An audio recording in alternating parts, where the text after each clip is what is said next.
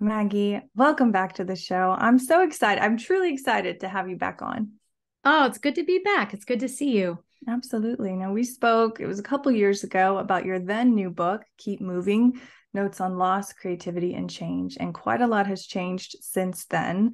Your new book, We Could Make This Place Beautiful, has already been a huge success. Can you talk about the inspiration for the book and what you hope the words convey to the readers? Yeah, I mean, keep moving was sort of the how do I press through and move forward through this difficult time? And the memoir, You Could Make This Place Beautiful, is the looking back and the reckoning with the past and trying to make sense of it for myself. So when I started writing the memoir, I thought the central question of the book was what happened, right? Like I thought it was some sort of mystery I could solve. And if I spent enough time and energy and thought and mind and heart thinking about my adult life and my marriage and my role as a wife and a mom and a writer and all of these things, that I would somehow have it all figured out. I would have all the answers.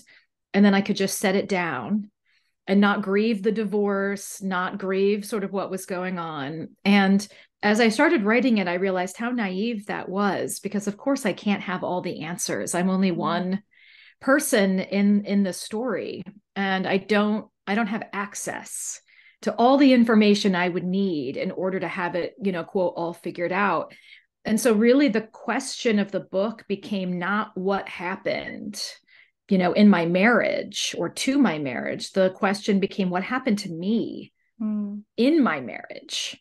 Like, where did I go? How did I lose parts of myself that were not small parts, but actually essential parts? And then the question is like, okay, then how do I get that stuff back? How do I excavate those parts? And so it became more of an excavation of self than like a solving of a problem. And I think, I told a friend when I turned the book in, I was like, I don't know what's going to happen with this book. It's very particular to me. Mm. It's structured in a sort of unconventional way. It may not be what people expect from me, although I am a poet primarily. So maybe this is exactly what you would expect from a poet's memoir in vignettes. But I said the thing that I really want most for this book is for one person, just one, let's think small, Mm. to pick it up and read it, and when they're done with it, to feel seen. Mhm. Like somebody else gets it, even if their experience didn't completely mirror mine. And frankly, I hope there aren't a lot of people out there whose experiences completely mirror mine, because it was painful. But I've heard it again and again in the month that the book's been out. Like, I feel so seen, or this really hits for me, or my experience was slightly different, but the emotions were Mhm. almost exactly the same, or I'm still happily married, or mostly happily married, but what you talk about as far as your work and your expectations of you at home really mirrors my experience and makes me want to have some tough conversations with my spouse. And so it's already kind of outperforming what Right. I hoped it would do. Yeah. Is it surprising to you that there has been such a great response to the book so early on? Like, I know your very first poem, Good Bones, went viral, so that was kind of like the big one, but this is even bigger than that. I feel like everywhere I turn, people are talking about this book.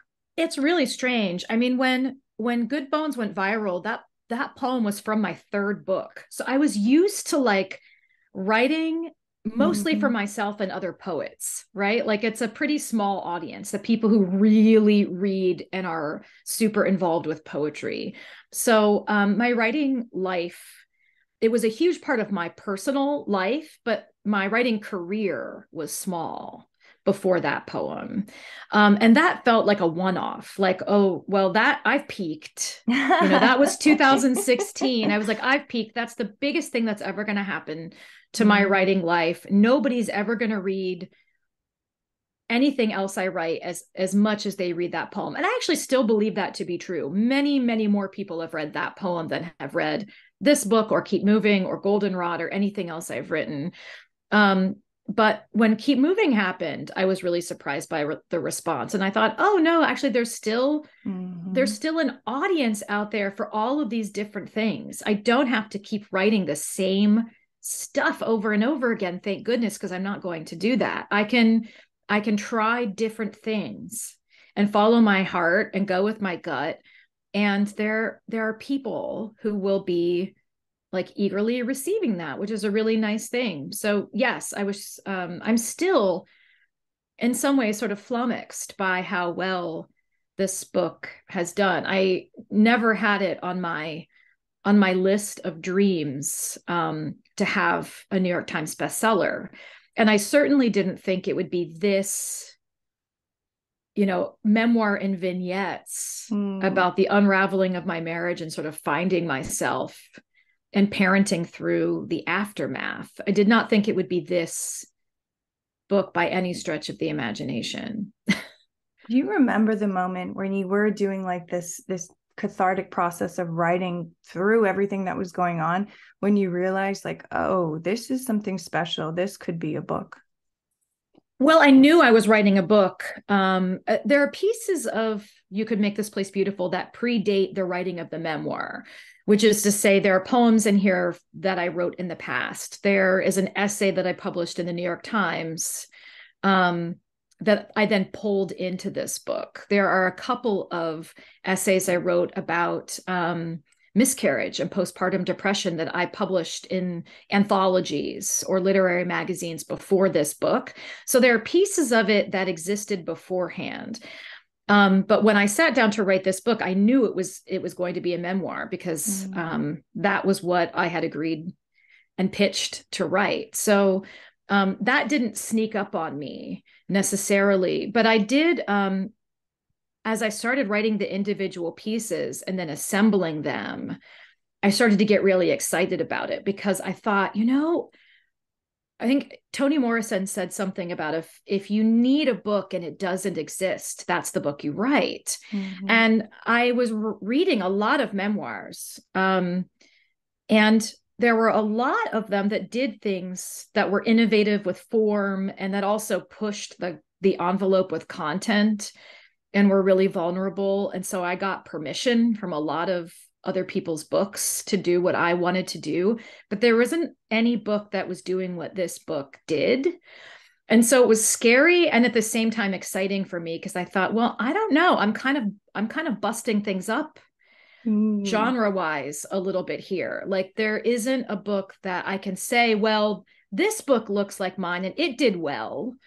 I didn't have the ability to do that. So we were kind of like making something new, which Keep Moving also kind of did. I mean, it's kind of its own category. And that's always a risk. And you can fall flat on your face with a book that doesn't look like other books, or you can be pleasantly surprised and find that there's room on people's bookshelves for something new. And so luckily the latter happened. Have you always been a bit of a rebel in that way with your writing, with your approach?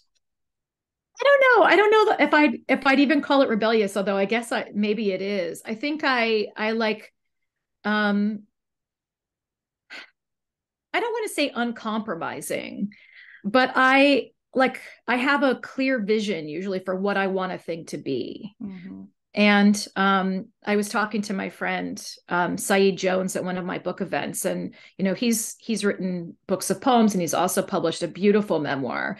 And I said, when I sat down to write this book, I had to do it as myself, and that means as a poet, as a mom, as a Midwesterner, like all of the parts of myself that make me, I had to bring to bear in this book, and I couldn't try to imagine like, well, if I was primarily a prose writer, how would I write this book? Yeah. Because then I wouldn't be myself in it. I had to just let go of the expectations of the kind of book it would be from someone else, because that's not my book. The form is not separable from the content. Like it's all one package.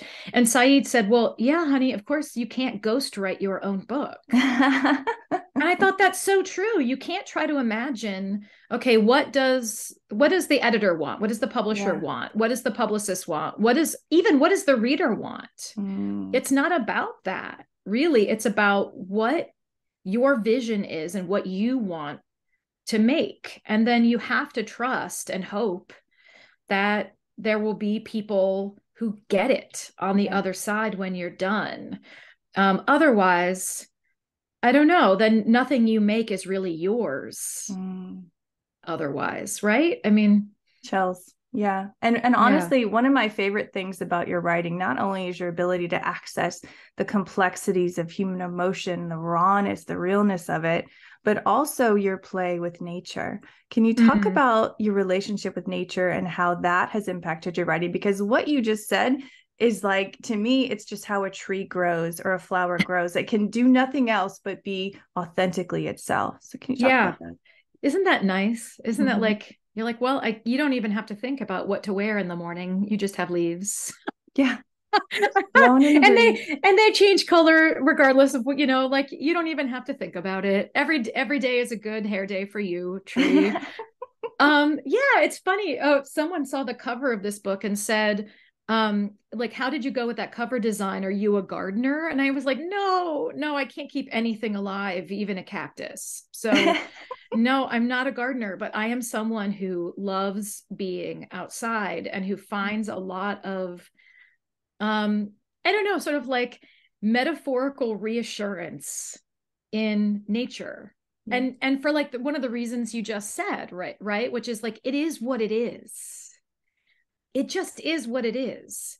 And if I get too I don't know, if I start to spiral and go into some like not great room in my own mind and I start to lose perspective on the stakes of what's going on in my life on that particular day and how big the problem is, it always helps me to just go take a walk. It seems like the most basic thing in the world, and just be like, oh, clouds, oh, trees, oh, fresh air, flowers, bird song, and just get back into my body Yeah. and have a sensory experience and be sort of like very literally grounded, Mm-hmm. like to be where my feet and hands and body are instead of like projecting into the future or ruminating about something in the past, to just have a present moment experience. And I find that that's so much easier to do when I'm outside.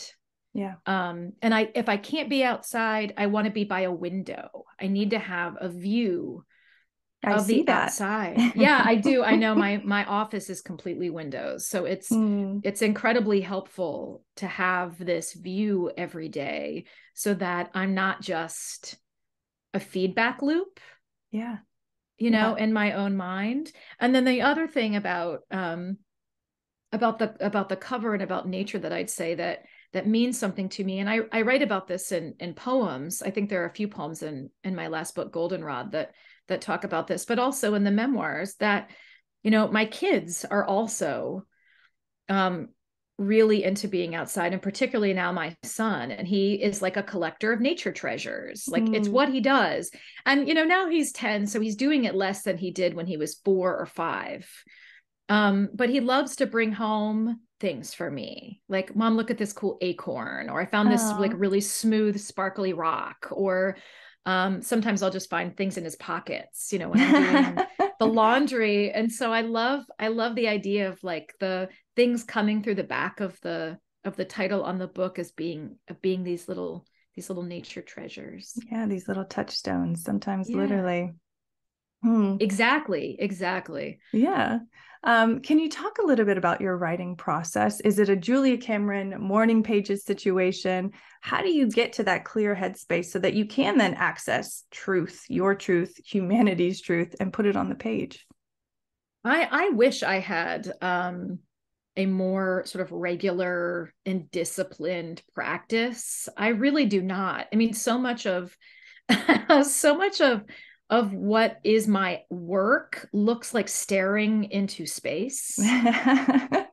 Because that's like where the factory of words, that's where it happens. It's like me sitting sometimes in this chair looking out into the middle distance and kind of looking like I'm spacing out, but there's actually something happening in there. Mm-hmm. Reading is honestly a big part of my writing process. I spent 2 hours yesterday on my back patio reading a book that was so good, just so good. And I was taking notes because it was leading me to different ideas that maybe will make its way into a poem or an essay or a story or something, or a lecture I give to students, who knows.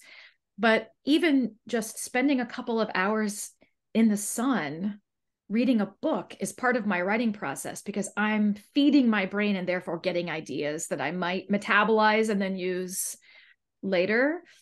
For the memoir, I really did have to work every day because I had a deadline. Mm-hmm. And that's not how I write poems. Like I like to say that I've published 4 books of poems, but I've never written a book of poems. I write a poem at a time, and sometimes it takes 1 year, sometimes it takes 2 years, sometimes it takes 5 to 10 years to accrue enough poems that I'm really excited about and proud of, and that also seem related enough to live together between 2 covers. And I never know until I print everything out that I've written since the last book. And I see, oh my God, I've got 150 poems here. What is there a book in here? Okay, I'm going to chuck these that I don't like. I'm tired of these now. Or I'm going to chuck these that I like a lot, but they feel like they're the beginning of some other thing. But these 50 you really want to live together. So I think these might be a book, but I hadn't written them as a book. With the memoir, it was different because I had a deadline and a target word count. And I basically gave myself a year to write this book. And so when my kids went off to school at 8 a.m., I had until 3 every day to kind of go down into the mine shaft of all of this experience, dig around as much as I could, write whatever I could, and then keep an eye on the time so that by 2:45 I could come back up that mine shaft completely filthy and exhausted, from waiting around in some of the most painful but also most important moments of my adult life, rinse it off as much as I could, and then be here smiling, with a snack and a how was your day when they came up the front walk. And so really for a year, I just thought about the stories that were most important that I wanted to tell. And of course, there are stories that made the first draft that didn't make the book. There was still a lot of cutting that had to happen. Was that hard? I mean, do you feel like some of these poems, some of these stories are like your children? I mean, you feel just this connection to this time, and it's like, well, this isn't going to fit, or this isn't good enough. Do you still think about those stories after the fact that the book's been out? Yeah, I do sometimes. I feel more that way about poems than I do about, chapters or essays. I don't know if I feel differently about individual poems because I get attached to them probably because they take usually so long to coalesce. That I often feel guilty if a poem doesn't make the book, because it's sort of like it made the farm team, but like didn't get to play in the major leagues. It like didn't get called up, and so fewer people will read it than would read it if it made it into the book. And I feel a little guilty about that sometimes. But with the memoir, I had to be really discerning.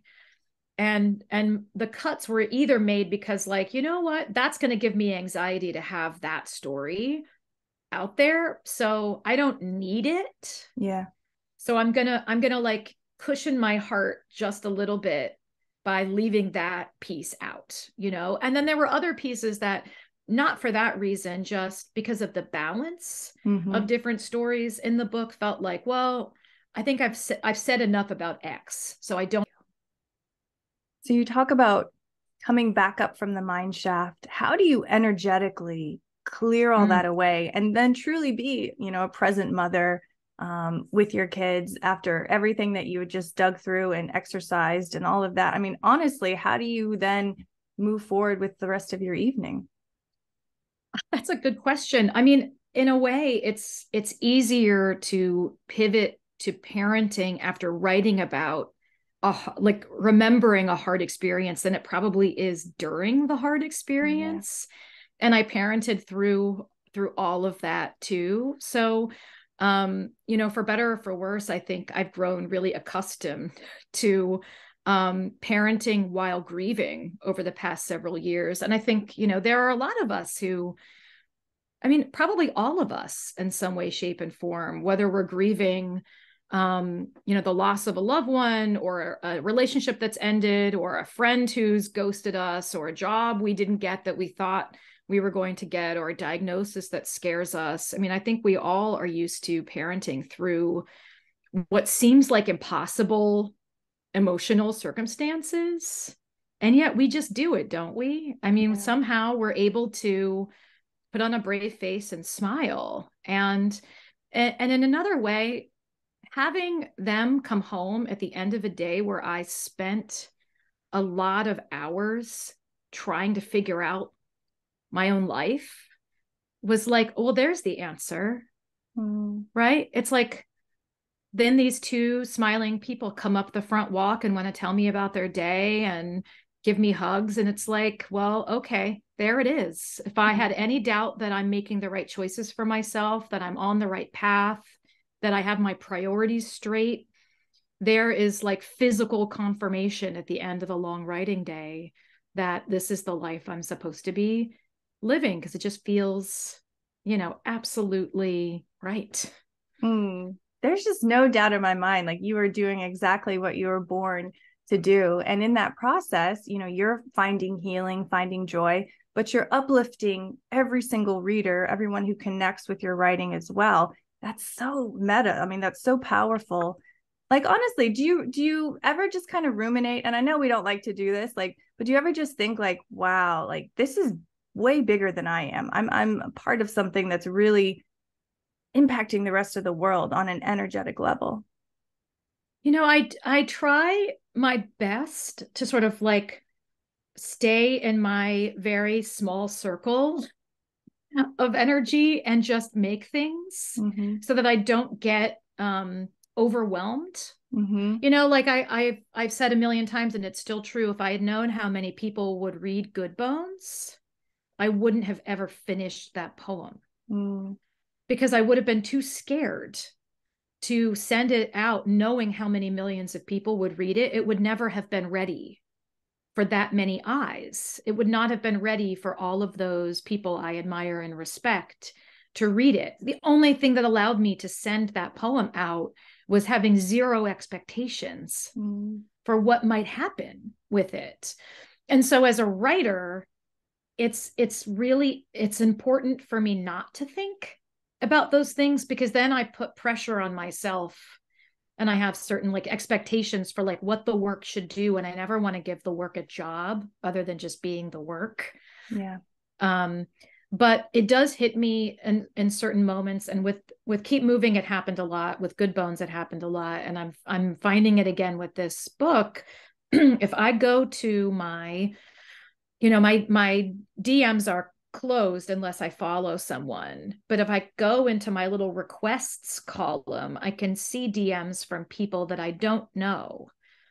And if I go to Facebook, which I'm almost never on, and I go to the little requests or whatever, the like secret hidden folder of stuff from people you don't know. And my email is on my website. So I get emails. I mean, I have 2 today that I got that are sort of mind-blowing, like what people will say and share and the ways that they're connecting with this book in particular, and the signing line conversations I'm having with people. Like they're coming up at the end of a book event to have their book signed or personalized, and the things that people are saying and disclosing to me about their own lives.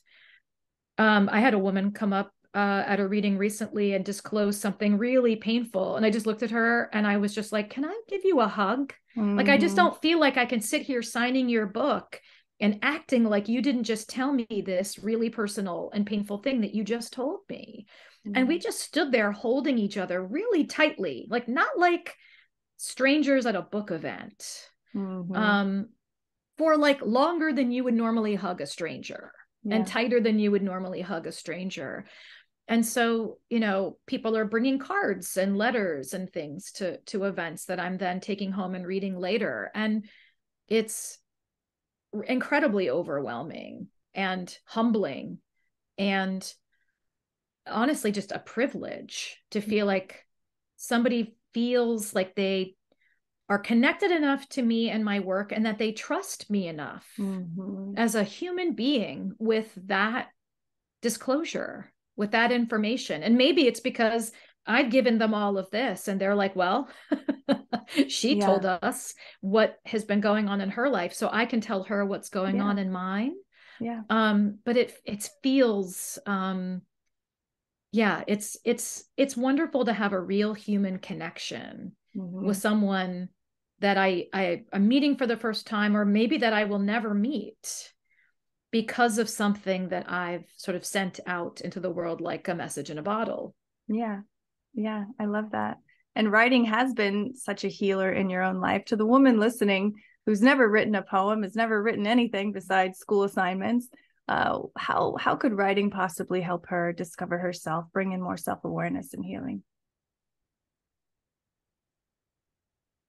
Oh my gosh. I mean, I don't know what I think until I write it down. So it's amazing to me that there are people who process their experience without writing. It's such second nature to me. You mentioned Julia Cameron's morning pages. I think for someone who doesn't think of themselves as a writer, journaling or doing morning pages where you're just doing automatic writing and not censoring yourself, you're not thinking that you're going to mail it to anyone. You don't even need to show your roommate, your best friend, your sister, your partner. It's just for you, right? But I do think that even if you don't think of yourself as a writer, processing things on paper can help you access different things that you can't always get to just mulling it over in your mind. I mean, I know for myself, I've been writing since I was 13 years old. So I've been writing for how many years is that? 33 years. That's a really long time. And I still don't know where a piece of writing is going or what I might learn when I start. And so writing this memoir, I would get to a chapter and be writing it and think, oh, that's how this is connected to this other thing. I never made the connection that this experience is like this other experience. And I'm obviously thinking about my life and processing things on paper constantly. And it still took doing it in this prolonged, deep way for me to see those connections. So I would encourage anyone who feels like the slightest bit lost or like they need to kind of figure out and get some clarity on their lives right now to pick up a pen and paper. I love it. Okay, we are definitely at the end of time. Maggie, if there were any final message that you would want to leave with the woman listening to this, or the man, on writing, on the book, on life, what would that be? I love that. Or the man. I mean, there are. Yeah, there are men. I mean, I think one of the things that I realized in the middle of my life is that I wasn't sure where I had let some things go to, right? I think a lot of us, especially as parents, we get to a place in our 30s, our 40s, our 50s, and we think, where was that? Remember the fun, less sort of like less fettered me? Like, remember me before, and the before times, before every day was work and soccer practice and piano and packing lunches, and where did that person go? And chances are, if you're in a relationship, you may be missing your partner in that way, and your partner may be missing some of those pieces of you. And so one of the things I would say is like, what parts of your life in midlife can you reclaim? You know, so like think of midlife instead of like midlife crisis. What if we flipped that around and thought of it as like midlife recovery, right? Like reclamation of self. What things are important to you that you maybe didn't pursue? What things used to be a ton of fun for you that you kind of like haven't done in a while, whether it's going to see live music or roller skating or running or spending more time with your friends, and like start to make and carve out intentional time for those things that make you you apart from your job, your partner, your children, like just you as an independent human being. And I think it will also help those other areas and relationships. Absolutely. Absolutely. Maggie, it was such a pleasure to have you back on the show. Where can our listeners find you online and get the book? Oh, well, I can be found at Maggie Smith Poet, because I'm the poet, not the dame. So it's easier to find me. If you Google Maggie Smith, you will get the dame. But if you Google Maggie Smith Poet, you will get to my website, and that's also my Twitter handle and my Instagram handle. And on my website, you can find your way to my book. You can find your way to my Substack newsletter. You can find where I'm traveling to teach and give readings, and that's probably the best place to go. So amazing. Thank you so much for taking time to be on the show, and for obviously diving deep and creating this book that I know is helping so many people all over the world. Thank you. Oh, thank you.